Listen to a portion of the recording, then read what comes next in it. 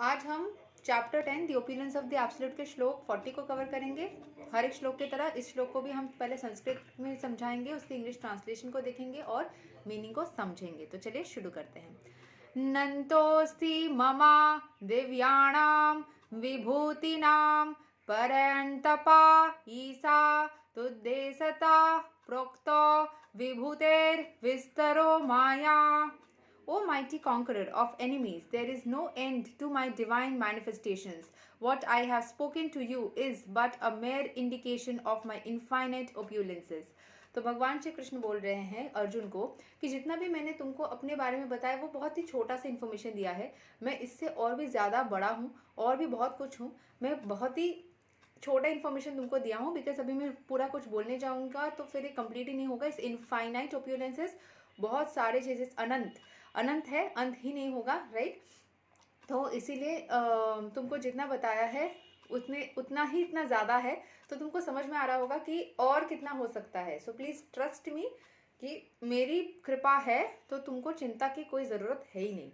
सो यहाँ के एक्सप्लेनेशन को समझ लेते हैं। Beyond imagination, right?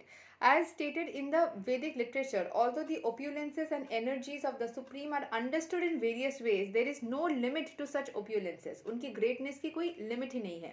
Therefore, not all the opulences and energies can be explained. Simply, a few examples are being described to Arjuna to pacify his inquisitiveness. मतलब अर्जुन के मन में बहुत ज़्यादा शंका था ना कि वो चीज़ बनेगा नहीं बनेगा, क्या होगा। तो उसके शंकाओं को थोड़ा कम करने के लिए, थोड़ा दूर करने के लिए भगवान श्री कृष्ण ने उनकी अपनी जो ग्रेटनेस है उसकी थोड़ी सी एग्जाम्पल दी, बट उससे भी काफ़ी गुना ज़्यादा उनके अंदर और क्वालिटीज़ है। सब बोलने लग जाएंगे तो फिर बोलते रहेंगे, फिर ख़त्म नहीं होगा। तो बहुत सारे उनकी क्वालिटीज़ है, उसमें से कुछ एग्जाम्पल्स 5-6 क्वालिटीज़ उन्होंने बताया, कुछ एग्जाम्पल के तौर पे दिया, और जिससे कि अर्जुन को थोड़ा शांति मिले कि ठीक है चलो ये इंसान इतना महान है, ऑलरेडी इतना पता चल गया कि दुनिया में कितने और महान एग्जाम्पल्स है। सब बताने जाएंगे तो फिर नहीं ख़त्म होगा ना।